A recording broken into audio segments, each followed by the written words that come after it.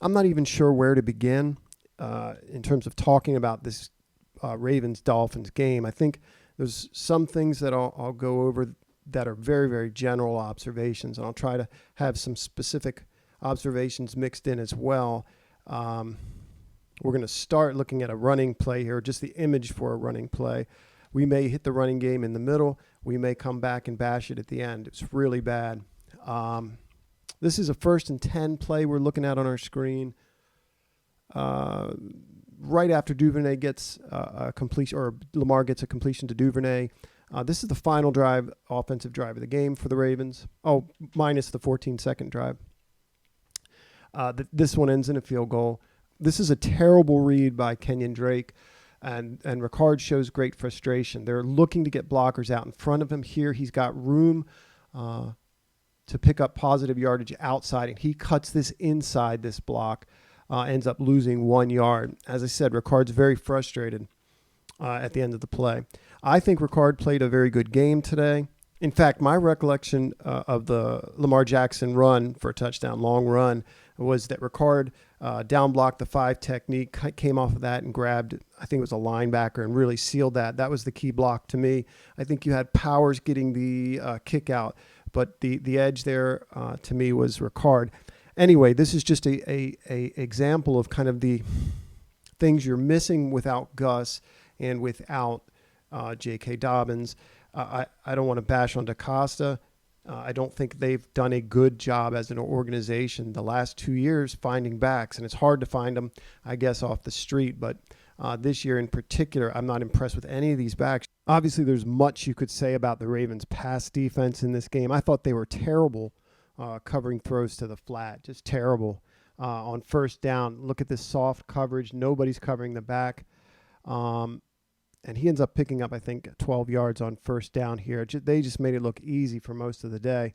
The other thing that the Dolphins did a nice job of, the Ravens had no answer for, and you could list a myriad of things. Were these tunnel screens, or a couple bubbles, but a lot of tunnel screen things. There's one at 14-10 early in the game. There was a touchdown. They made it look easy. They just did a good job of getting numbers outside, really making it look easy. Many of the guys that I was excited about in week 1 were non-existent today, were no-shows. Calais Campbell, didn't see him. Justin Madubuike, didn't notice him. Michael Pierce, didn't notice him. Broderick Washington was the one guy on the defensive line that made plays, at least as I remember. And again, you have to go back and watch the tape more closely. But yeah, the defensive line really didn't step up. One of the things I'm noticing with McDonald's defense, and this is something I've been calling for, so I can't complain about it. He's having these guys kind of divorced from that Ravens tradition of 2-gap, or that 3-down 2-gap system to the extent that they're used to, and just attack the guy across from you, beat the guy across from you, be disruptive in the backfield, these sorts of things. That's why you saw some extended runs, I have the feeling, in the first week, some 12-yard, 13-yard runs. And that's part of the reason the Dolphins had success today running the football. You certainly saw that on that big run towards the end of the game. Just guys, Campbell just working upfield. I think it was Madubuike. And one guy gets sealed, and bam, guy's off to the races. The Ravens' defense was terrible in that they couldn't stop the run today, certainly couldn't stop the pass. I'm sure there are excuses that have having to deal with health. But those are the facts in terms of what we saw on the field. I don't want to get too much into the individual players without really watching the all-22 stuff. But my sense in watching this game is that Patrick Queen did not have a particularly good day in coverage. There was one that the broadcast pointed out early. That does happen, just biting on a double move. There was another one where I felt he was mechanical in his zone coverage and did not recognize a route running behind him in the person of Mike Gesicki. I think it was a 3rd down conversion, 3rd and 7 maybe. Early, one of their first 2 drives. Some odd things as well in terms of the coverage calls. If I'm right on this, if memory serves me, we rushed 2 and dropped 9 on the Gesicki touchdown. 3rd and 13. That's what it looked like. If somebody's watched the tape and sees something different, please let me know. We dropped 8 on another third down call. I think it was Gesicki again, some tight end coming across the formation with the quarterback scrambling. It was three-man rush with Owe as a spy is what it looked like. And they just can't get home. They can't cover. Can't get home. That's today. Washington brought pressure and flushed the quarterback. And then you had doubles on Calais Campbell and Justin Houston, and then Owe as a spy. And he just got too much time back there and found a crosser. I want to talk more about the blocking and the run game. It's an odd thing because this is looking like a team that needs to throw the ball a lot until they can get the other backs back and see how that works out. But it looks like they need to shift gears and become a passing team, not just because the running game stinks, but oddly, the pass protection is actually very good. But just absolutely no push up front. I have to imagine that a good bit of pride came into these play calls on that first drive. The idea that we're the Ravens, we can run the ball on you, and it turns out we can't. And it may have something to do with not spreading them out a little. We may need to see a lot more 10 and 11 personnel looks down by the goal line with this offensive front. Not a lot of variety or mystery down here in terms of the formations at the goal line. And that goes on the play caller, certainly. I'm sure he's thinking this is, the same as it was in 2019. We're just going to overpower you at the point attack, and we should be able to do that. In truth, the Ravens should be able to do that. But that first drive was extremely frustrating. I felt we should have kicked a field goal there on 4th down, even though it was a yard to go, even though, we had them backed up. Felt we should have gotten something definitive out of that drive and gone up 2 scores right there.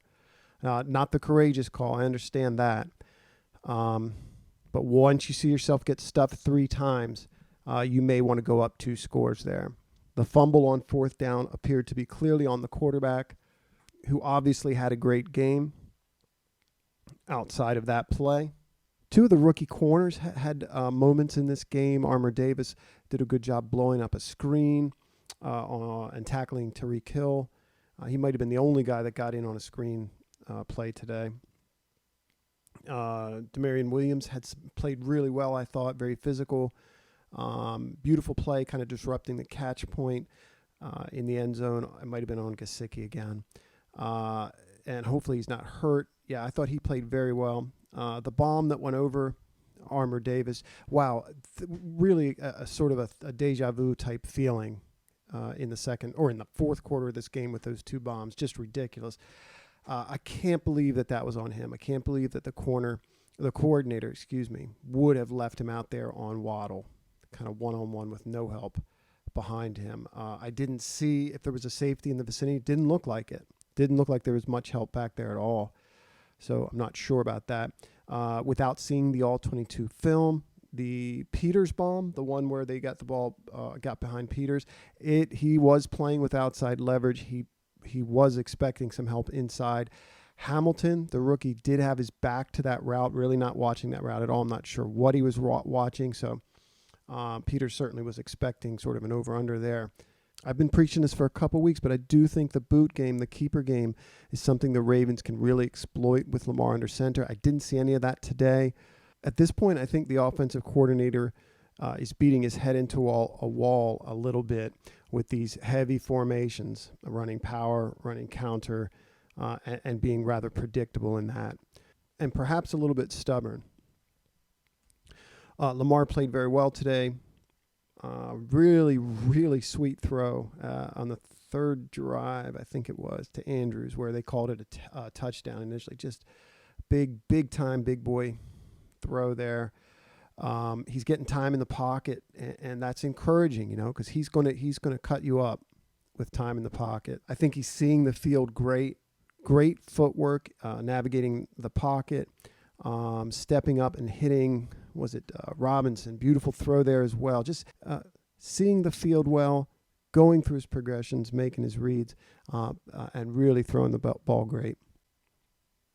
If you're the Dolphins, you have to feel great about this game. You came into what's supposed to be a good team's stadium on a home opener, on an emotional day where they honored 2 deceased players, and you embarrassed them.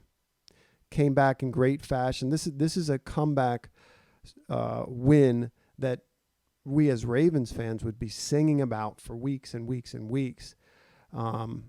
So, you have to congratulate them on that. If the Ravens have got to be embarrassed by it, they got to fix this run game. They got to improve this run game. I wonder how close they are to inserting Ben Cleveland at left guard. I'm not sure that would assist in pass protection, but you have to believe it would assist in getting a push in the run game. Perhaps they revamp that left side when Stanley comes back and move McCary into left guard. That could help. So perhaps all hope is not lost. A healthy Stanley, McCary at left guard, and 2 backs back. Maybe that would help things. And just to see how dynamic the passing game is and the pass protection is, perhaps optimism is not unfounded, but this was extremely embarrassing and disappointing loss.